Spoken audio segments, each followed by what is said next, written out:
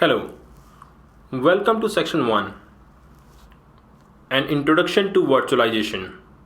In this section, we are going to cover different topics, and that's about overview of virtualization, software defined data center, architecture of data center virtualization, VMware vSphere overview, and components of vSphere. In this particular video, we are going to cover overview of virtualization, in which we'll cover what is virtualization, benefits of using virtualization, and types of virtualization. What is virtualization? In a layman, if I'll ask the virtualization definition, what is that? It's something that kind of intangible existence of any component which doesn't exist in physical. Here, if you look at this, we have physical server available on a bottom layer. On top of that, we have virtualization layer. And using the virtualization layer, we are creating virtual machines. And those virtual machines will work as a virtual server. And we can create multiple virtual server on single hardware. And on those virtual server, we'll install operating system and applications. So that is running, that will work, and that will provide the same functionality what we have in a physical server. Virtualization is a process of creating software-based data center. In a physical data center, we have multiple hardwares. If you require one single operating system, if you want to install a single application, you have to buy a single hardware for each application. And then you install operating system on top of that hardware and then install applications and then hand it over to the customer. But that is not the scenario in virtual data center. In virtual data center, you have single hardware or fewer hardware that depends on the capacity you required. On top of that physical server or hardware, we have virtualization layer which is known as hypervisor. And using that virtualization layer, we create virtual machines which will work as a virtual server. And on top of that virtual server, we install operating system and applications. And that's kind of software based. That's not a physical. If you require 5 server, you can create 5 virtual machines. Another point about the virtualization, it consolidates the data center hardware devices. You have in a physical data center, you have physical server, physical storage, and physical network devices. And in a virtual data center, it consolidates all those hardwares, and we have virtual servers, virtual storage, and virtual network. You can create multiple virtual machines on a single hardware. You have a physical hardware, on top of that you have virtualization layer, and you have created around 10 virtual machines here, and that number can go to the maximum.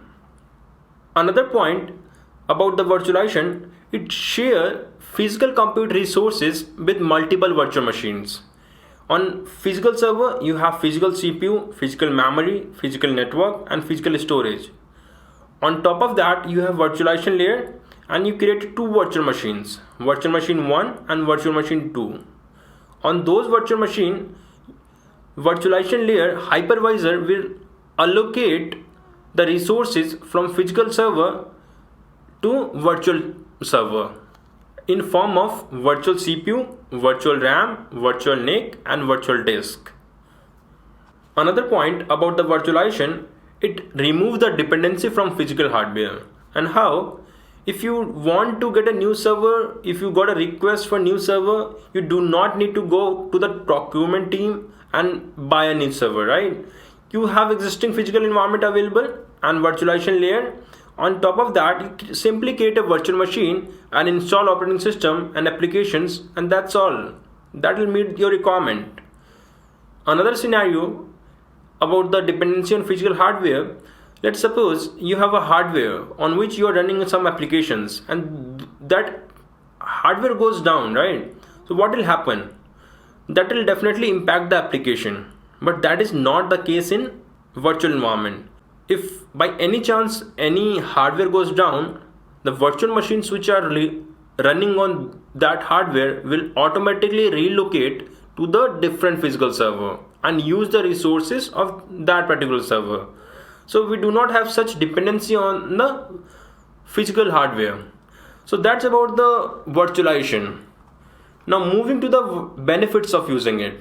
So we have multiple benefits: availability, manageability, performance, recoverability, security, scalability, cost effective, and efficiency. We'll look into the next slides.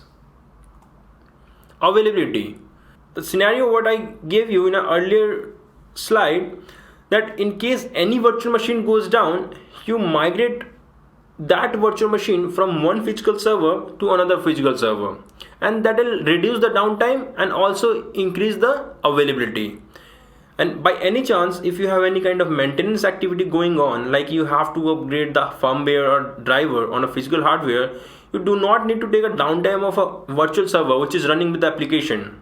You simply take a maintenance window of physical server, migrate our virtual machine from that particular server to another virtual server, and put that in a maintenance mode and perform your activity. It will not impact the application. Another major point about the manageability. In a traditional environment, you had a lot of tasks like doing the health check, creating new virtual machines, and doing the management activities.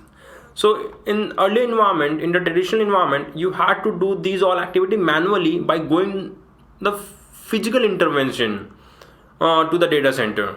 But that is not the case in virtual environment. You have centralized management from where you can do all day-to-day operations like doing the health check, creating new virtual machines, doing other management activities, and it reduce the human efforts and enhance the environment. It also enhance monitoring power. It also provide the faster provisioning and reduce the complexity. Performance. You have a higher performance in comparison to the native hardware, and it also speed up the CPU processing, and you can have a better utilization of your resources and better load balancing of your workloads. Like if you have one server, if you have a physical server, on that you are running a virtual server. On that physical server, there is some kind of contention in terms of memory or CPU. What will happen if it is in a virtual environment? It will migrate all those virtual machines running on using the resources from that particular physical server to another physical server where we have enough resources available. So that will definitely provide the better performance. Recoverability. So you have many options available to recover the environment, recover the virtual machines in a quick minutes. Like you have snapshots available, you have clone available, and integrated backup solutions available in virtualized environment.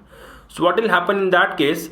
In case any virtual machine goes down or corrupt or got deleted, you do not need to be dependent on a physical tapes. You do not need to be dependent on the manpower or third-party vendors. You simply do the restoration through the snapshot, through clone or existing backup solutions in a few minutes that do not require longer time. Security, which is a major area for every organization from small to large, right? In a virtual environment, we have different layers available. We have a hypervisor layer, physical layer, virtual machine, storage, networking, everything. So in a virtual environment, we have security at each layer. We have hypervisor security available, we have network security available, we have particular virtual disk security available. In fact, you can encrypt the virtual machine files. You have, for the authentication purpose, you have single sign-on, you have storage and data at rest encryption available, folder segregation if you are running with a multi-tenant environment or multi-applications running in your virtual environment, you can segregate those with a folder segregation. So these are the security features available using the virtual environment. Scalability. If you want to do a scale in or scale out activity in virtual environment, it is very easy. If you want to do some kind of scale in, scale out on virtual machine, you have hot plug options available. You can increase, decrease the resources. And if you want to do the same on a physical server which is running on the base, on the bottom layer, you can simply migrate the virtual machine from that particular physical server to another physical server and put that in a maintenance mode and perform the scale in and scale out things. Cost effective, which is also a major concern for every organization. Using the virtualization technology, you reduce the capital expenditures as well as operational expenditures. You do not need to invest every year in acquiring the new hardware servers, in upgrading the hardware servers, and in maintaining those physical as a part of physical assets. And also, managing the IT operations is quite easy in virtual as comparison to the physical. Efficiency. By using all those benefits, we have better IT productivity, better efficiency, and better agility. So that's about the benefits of using virtualization. Now, moving to the types of virtualization what we have. So we have data center virtualization, storage virtualization, network virtualization, desktop virtualization, and application virtualization. So each component of a physical data center can be virtualized. So you do not need to be dependent on the hardware based data center. The all data center is migrated and can be migrated to the software defined data center, which is known as SDDC, where each component of your data center will be work as a software based and not having any dependency on a physical hardware. So that is this SDDC we are going to cover in the next video, where we will describe about the software defined data center. So in this video, we covered about the definition of virtualization, benefits, and types of virtualization. So stay tuned to the next video. Thank you.